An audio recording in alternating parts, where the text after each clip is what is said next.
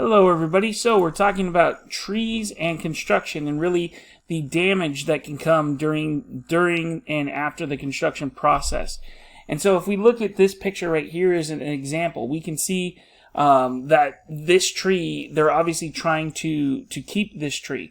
But whatever plan was designed for this specific area, they planned on keeping this tree, but they obviously didn't plan on all parts of the tree, because you can see with this machine that's being used that they're destroying a lot of the tree roots. And if you're going that close to the tree and you look at just the size of the trunk of this tree, you got to imagine there's a pretty big crown on this tree. And if there's a pretty big crown on this tree, that means there's a pretty extensive root system, which you can see bits and pieces of. And because it's such an extensive root system, if you cut off this much root system, which we've talked about the idea of how important soil is and what the roots do in terms of providing water and nutrients to the tree, we're really going to hurt this tree in the long run, and we'd really like to avoid that happening. And as arborists, our big goal is to make sure that we, the areas that we manage, have nice, healthy, beautiful looking, vigorous trees. And so how do we go about the process of making sure that people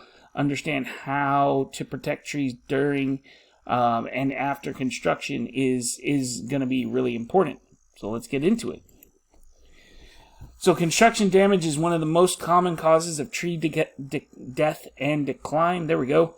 In urban areas. And as an arborist, the idea is to advise on which trees are suitable for retention, which protection measures should be taken, and which layout designs are going to maintain tree health and safety during and after construction. And it's important to understand the idea of during and after, because during the process you're going to have a lot of heavy machinery and things moving in and out of the construction site, so we want to make sure that the trees are protected then. But also, once all that leaves and everything's in place, we still want the trees to be healthy, we still want them to be beautiful, we still want them to be very vigorous and not decline once the construction's done. So it's the tree health and safety during and after construction. So trees may not die immediately. They could decline for several years, and a lot of people might not think about the construction as being the problem. You know, oh well, bugs got into the tree, or fungus got into the tree, or something like that. But really, it was the construction process. It just took the tree a long time to show it, because trees are super resilient and they're designed to deal with issues, but sometimes the issues are too much, especially if it's a root issue, because sometimes with construction your greatest loss is underground. As you can see with a picture like this, there may be, we get a little bit of problem happening up there on the trunk, but really even that's the roots even extending up there. But, the crown of the tree might look fine, the trunk of the tree might look fine, but if this is what happened during the construction process, where a lot of the fine absorbing roots and some of the major roots were cut down, and then soil got compacted here, that's going to be problematic. And really, you got to address that, because some of these roots are going to get buried and suffocated. Some of these roots got removed. Some of them got cut. Some of them got damaged. And that's going to be extremely problematic in the years to come. And it might take several years for that to show up, but that's just because trees are resilient. That doesn't mean that the tree wasn't hurting. It just means that it kind of, pushed on through for as long as it could. So with the cutting of roots, here's some examples of the cutting of roots. It's that same picture from before, as well as two other examples where you can see how the roots are damaged and how they're cut. And if you start to think about, well, how does this tree rebound after this, or how does this affect the tree? It's going to be usually pretty expensive pretty extensive damage to the tree. So the important thing to remember about roots is that they're going to be usually 1 to 3 times the spread of the branches. So however far the branch is spread on the tree, or really how far the canopy of the tree spreads, you really want to think about at least that, if not 2 or 3 times that same distance, is how far your roots are growing. And so that's why it's really important when we go back to some of the other stuff we talked about, site-species relationships, and really understanding the idea of what trees to put in what areas and how big your tree is going to go. Because not only how big is your tree going to grow and how big is the canopy going to get, but how far are the roots going to extend, right? That's why you don't want to put a giant redwood tree in your backyard if your backyard's only, 1/10 of an acre, because that tree's roots are going to go all the way through your yard, all the way through your house, maybe into your neighbor's yard, and have a lot of spread to them. Severing just one major root can cause the loss of 15 to 25% of the root system. And if we're bad at math, just think about the idea of 1/4, right? 1/4, up to 1/4 of the root system can be lost if you sever just one major root. So if you sever 2 major roots, right, we're talking about, a huge loss in the root system. And then we start really thinking about the idea that our trees are in trouble. Another thing that can get really problematic with roots, especially if we're only cutting one side of the tree, or even if we're cutting like that first picture that we looked at, we're cutting almost all the way around the tree, is the loss of anchorage and the loss of the stability that these roots provide the tree by locking into the soil. So if we're moving the soil around and we're cutting the roots, could be setting up our trees for failure. You can also have physical injury to the crown or to the trunk. So if you look here, down here, you've got that's from heavy equipment or something knocking into the tree and knocking off some of the bark. You can get branches being snapped off. This is this kind of look right here where you've got it where it's got a little bit of a barber pole happening, or a barber chair happening, as well as the little strands and sinews of a branch are really indicative of it just being kind of snapped off. And you can see here that this whole there's probably a big branch right here that had to be removed, and so you just have all sorts of different injuries that could happen and then have to be addressed. And when these injuries happen, the tree has to compartmentalize, the tree has to recover, and it's a serious injury. It's, I always try and relate trees and people because it seems to make more sense. And so, if you think about, this tree got this branch snapped off. Well, how do you work? And how do you feel, if your arm gets broken, right? Or, you break your foot. How does that slow you down? How does that make your life harder? And it's not saying that these trees are going to, that they're always going to die when they have an injury like this, but it might take the tree a really long time to recover, and it might affect the growth. And the whole point of keeping these trees was that the trees are going to be beautiful and they're going to be healthy and vigorous and provide us shade or whatever aspect it is for keeping them. But if they're damaged, then what good was it to keep them in the first place? Because then we kind of ruined the whole point. Here's another example of some construction happening and just all sorts of different things happening. So we get the piling up of soil, and the idea of what the problem that happens with that is you end up kind of suffocating the roots, because the fine absorbing roots want to be at the top of the soil because they want to get air and they want to get water and they want to be able to spread out real easily. And if you pile up stuff on them, all of a sudden they're buried down in the middle. Well, they want to try and get back up, and then they can't. And so they end up getting suffocated because they can't get the air and water that they need, because that stuff has to make it all the way through all this other soil that got piled up on top. Then, if you're working with heavy equipment, which you can see they are because you can see the tracks of the heavy equipment here, then you're going to end up with soil compaction. And when you get compaction, then you get a reduction of the pore space within the soil. soil is usually, the perfect version of soil is 50% air and water. And it's just, they have big pore spaces that can hold air and water that allows the soil to breathe and be healthy and get water that it needs, but it can't do that if it's compacted, because all compaction really means is that that pore space is getting crushed down and reduced to as small as possible. And if you can't get a lot of air and water in your soil, then your soil is going to be unhealthy. And then, just like we talked about before, here's some scraped bark from some heavy machinery, more than likely, and that's wounded the tree. So now that tree, instead of being healthy and vigorous, is now going to have to work really hard to heal itself up before it can just return to being a healthy and vigorous tree. We just spoke about this in the previous picture, but if you smother your roots by adding soil, roots are going to grow best where the requirements for space, air, and water are met, which is near the soil surface. And if you place soil over them, you're going to suffocate them. It's not going to be noticeable right away, just like with the other injuries to the tree. The roots are really resilient. They're going to take a long time to succumb to disease.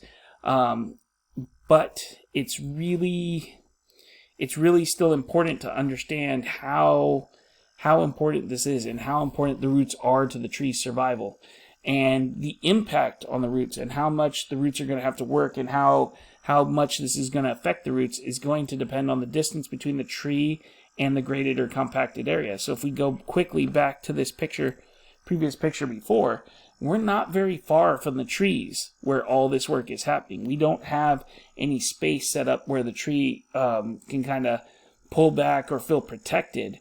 It's right up against the tree, so that tree is going to suffer because of this work that's being done. Here's another look at some other ones. We can see right here, if you're going up to that close to one side of the tree, you're definitely going to have some root issues, and then you can see the soil's getting piled on here because we can't really see the bottom of the tree clearly, and so that's going to be problematic for those fine absorbing roots. And we see the same problem here with the tree on the right. You can see that the soil's been moved up on top. You'd hope that will then get removed at some point in time, but even if it's removed, it might be removed, but you might have also compacted that soil, and now the fine absorbing roots are still having problems and issues because they can't move around because there's not any pore space, and the soil's not as easy to move around in. So it's problematic for a multitude of ways. Another thing that could happen during construction is the removal of some trees where you had an area where you had 4, 5, 6 trees, and now only there's 2 trees or 3 trees because you took out some of the trees. And so if you remove some of these neighboring trees or you open up the canopy, you can have problems with things like sun scald or frost or wind damage, because those trees were used to having some sort of protection, and all of a sudden, once that protection was removed, now if some sort of natural cause like sunlight, frost, or wind that it wasn't used to all of a sudden hits it, it may cause problems as well. This is usually, for me, and I guess just because of the areas that I've lived in, it's wind is the really problematic one, right? You remove like some trees from a windbreak, or you had a group of trees and now it's only one tree, and all of a sudden that one tree just isn't strong enough. It was strong enough within its group of trees, but it's not strong enough by itself, and it gets snapped off in the wind, or it starts losing, big branches or something like that due to the wind. Slide myself over here. Construction practices. So really have to, if we're going to be talking about the idea of wanting to preserve trees during and after construction, we really have to understand what's going on during construction. So the term development, that's the process of preparing the land and building structures to accommodate a variety of uses. And within development, we have 5 phases. We've got planning, design, grading, construction, and maintenance. And as an arborist, one of the important things to do is to document everything as much as possible. So take photos during every phase of construction, and you want to visit the site as frequently as possible. If you can, once a week is good, but obviously it depends on the amount of work you have and all the other things you've got going on. But certainly I would think, even if you can't do the once a week thing, then you want to think about, what's like the minimum I could do if I'm a really busy person. I would say you have to be involved in all of these phases, and you have to see the land during all of these phases. So at a minimum, you should be checking your site and seeing the site throughout each of those phases listed. So the construction sequence. So how does construction happen on any given area? So the first thing that happens is site clearing and demolition to clear the site. So whether that's clearing the site of old vegetation or old buildings or tearing out the old road to put in the new one, whatever it is, site clearing demolition happens first. Then you have rough grading to create whatever contours you want for your new area. You get the installation of utilities and water, because before we put anything that we start building on top of, we have to put in the stuff that goes into the ground first, like our utilities and water. Then we're going to grade for establishment. So whether that's establishment of a new road or establishment of the pad that then we're going to build on top of, the grading happens after we put in everything into the ground in terms of utilities and water. Then we're going to construct roads, buildings, install our utilities, whatever it is that needs to happen after we've established our building or our road or whatever. And when we're talking about these utilities, now we're talking about the above ground utilities, right? Whether that's power poles or the pipe connections that are going into a building. All the stuff that we're talking about now is what's happening above the ground. And then we finish off with fine grading and then the installation of our landscape. And so because of this process and that sequence that happens, if you think about the idea of trees being left on site, so you have the site clearing and demolition that happens, and that's the first step. So at that first step, you're going to have the trees figured out that you're going to leave. And then all this stuff's going to happen. And then at the end, once everything's put in place, then we're going to fix the landscape and build it back up again. And so if you think about it, you've got to be involved all the way from start to finish, because at the start, you got to make sure that the right trees are protected and can make it through all of these steps that we see here happening, because the only time we're going to then start fixing it and really thinking about them again is at the very end. And so we're only really focused on the trees at the start and at the end. And if that's the case, it's really important that we make sure that the people who are working in between all these steps, and let's go off on a little side note, you don't get usually you don't get a construction crew that does all of this. You're going to get a bunch of different people and a bunch of different companies, contractors and subcontractors and whoever, who are going to do each of these different parts. So you have to talk and know all the different people involved during the construction sequence, because they're all going to be coming in and out of the area. They're all going to have to know what to do and what's important and what needs to be left. And if you don't, then that's when something bad can happen. And so if, the trees really are only focused in, number 1 and number 6, we still have to make sure that everybody in between there in 2 through 5 really knows what they need to do and how they need to take care of those trees so that everything is put in correctly and we don't have any problems later on down the road. So in terms of planning and preservation of these trees, what should you look at, or what should you be be thinking of? So arborists should evaluate the conditions of each tree on site and their suitability for preservation. Really, the big idea with that is that healthy, sound trees are the ones that should be preserved. Just because they're like older and bigger mature trees doesn't mean that those are always the best ones. And because you know that there's going to be some damage and there's going to be some loss of vitality during the construction phase, you really want younger, more vigorous trees actually, because they're going to be better adapted to stress, because they're in that that level where they can handle a lot of stress. Older, mature trees, some of them might be getting towards the point where they can't protect themselves as much, and they don't compartmentalize as fast as a younger tree would. So those are some of the things to try and keep under consideration. And you also just really want to keep under consideration, if you can, to maintain a diversity of species and maturities, but that might be out of your control. Slide over again.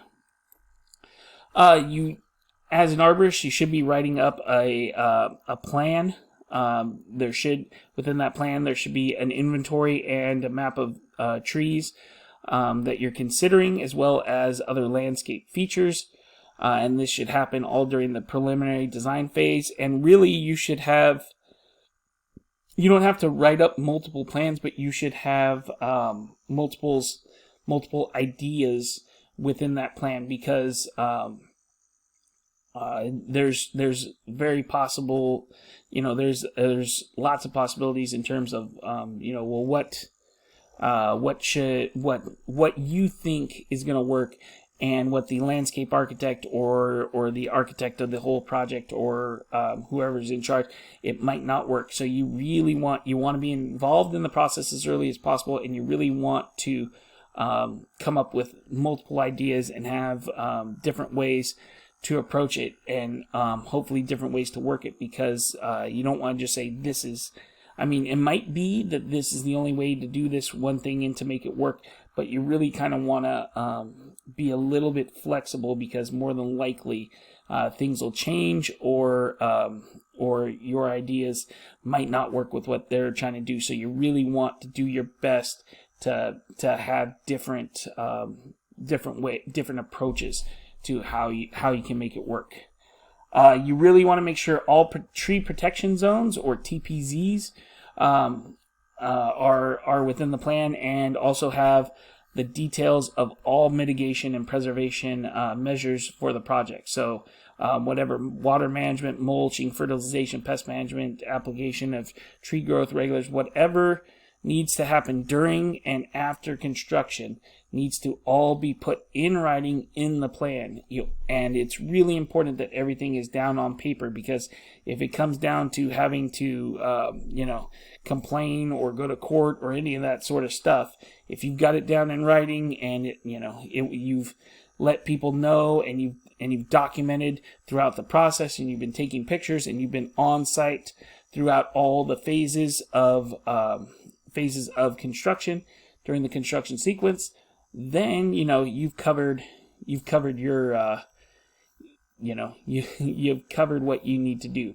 And the big thing with that is, if somebody's contentious about your job and what you did, if you've got it all documented, you got it all written down, hard to argue with that. We talked about TPZs, or tree protection zones, so here's some examples of them. We got this sign up here from Toronto. Tree protection zone: no construction-related activities, including alteration of grade, excavation, compaction of soil, disposing of liquid, storage of materials, soil or equipment, or vehicular traffic are permitted within this TPZ. And this tree protection barrier must remain in good condition and must not be removed or altered without the authorization of the City of Toronto's Urban Forestry. And you can look and see just some different barriers and tree protection zones and what they are. So it's just basically trying to keep people out and keep construction out. And you can do anything outside of that tree protection zone, but not in there. And the hard part with these tree protection zones is you want to make them as big as you practically can, but they're probably going to be smaller than you want them to be. But you just have to You have to take what you can get, sort of a thing. Because if we think about this one on the bottom right, obviously, just based on kind of the size of that trunk and the taper here at the bottom, the roots are going to extend much farther out than that. But, you know, this is probably a sidewalk going into a road down here. So, you know, there are roots down there, but there's not much you can do about that. So it's, you know, if you can get in at the beginning of construction and all this to where, you know, you're at the start, that's great. If things already exist and you've got to figure it out, you got to just do the best that you can. We want to reduce compaction, and one of the good ways to do that is by using mulch. So you can see down here, so we're protecting, it's obvious that this is an older tree.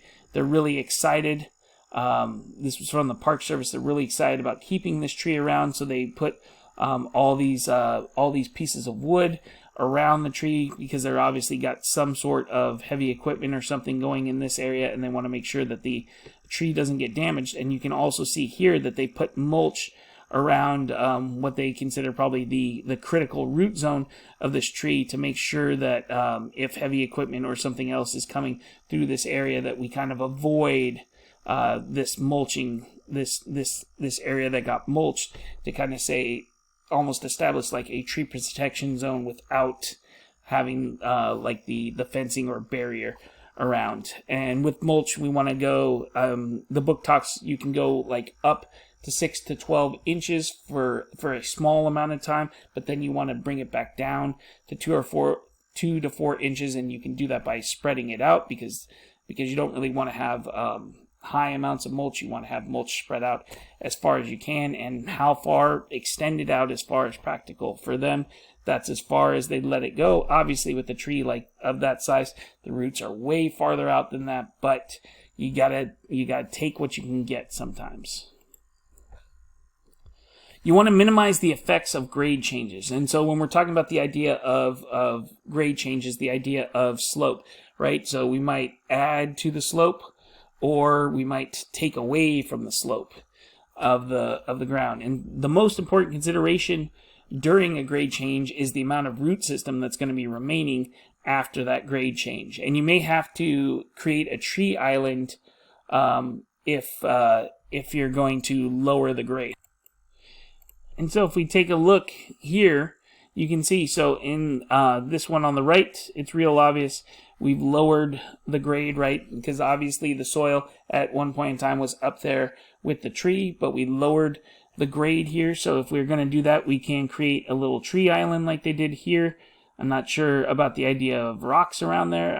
I'd be more interested in some sort of an organic mulch, but once again, sometimes you just got to take what you can get. But at least, you know, we've got, you know, a decent little base for the roots as we mess with the rest of the area. You can also see these, you can see tree protection zones, as well as it's a little bit elevated here. So there obviously was a little bit of a tree island there as well when they did the construction, because you can see the grass and the soil up above the actual curb there. So at some point in time, that was a little tree island as well as a tree protection zone.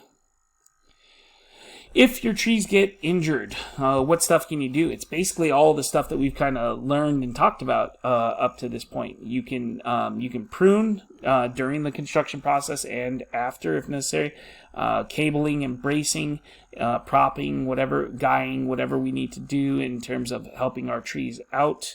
Repairing bark wounds, that's a new one for us. So bark tracing, that's the idea of cutting away jagged edges of a bark injury with a sharp knife. So you can do that to help speed up the compartmentalization process, make it a little bit easier for the tree to cover up those wounds. Providing irrigation and drainage. Remember, our ideal irrigation is a long, slow soak over the entire root zone. Mulching is just fantastic. Mulching is just a fantastic idea. You know, almost in any case with trees, mulching is a fantastic idea 2 to 4 inch layer extending as far out as practical is the right idea, and deeper is not better. Wider is better. As far out is better. Deeper is not better. You can aerate the root zone, and the next slide we'll talk about that. And then the idea of fertilization. You can fertilize, but you want to do it after the first year post-construction, because it's not shown to have really any great effects during or right after construction. It's once the trees have kind of recovered and gotten back into quote-unquote normal life, that then we would try and see if they need to be fertilized, because we really only want to fertilize if we see the specific signs that tell us to fertilize, because we want to fertilize the right way, and we want to fertilize correctly. And if we're going to do that, we have to know exactly what the problem is, so that we know exactly what needs to be fixed in terms of fertilization. And so this is radial trenching. This is one way we can aerate the root zone. And what you do is you open up these root trenches, and then you backfill them, hopefully with similar soil or the original soil that you used in the first place, and that just kind of opens it up and lets the roots, gives the roots a place to go and spread out more. And then last but not least, and I'm going to just scoot myself down so you can see those clearly, is your role. So just kind of summing up your role during this process. You really want to enforce the tree protection zones and make sure that nothing happens within those tree protection zones, or at least nothing that you don't want to have happen within those tree protection zones. You want to assist with any changes in the field, because stuff will change throughout your plan. Every time I'm told about construction, you get a set time, and then you add on a bunch of other time, because there's always going to be something that happens. So you want to be at the site constantly. You want to have a good plan, and you want to have a couple different ideas in mind, because things are probably going to change.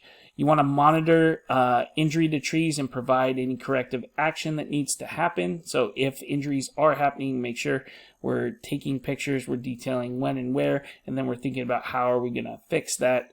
We want to communicate with the project superintendent and basically anybody who is on the project, but especially the people in charge of the project, because if we want to be able to protect our trees, we really want to be with the people who are in charge and really be on the same page as the people who are in charge, so that we can get things done. And then lastly, facilitate the completion of the project. We want to make sure that the project gets done and that our trees are healthy and vigorous and are going to survive and are going to be there for a long time. And so we really want to be there every step of the way and make sure that the project gets done and gets done right. And that's what I got for you. So I hope you enjoyed it.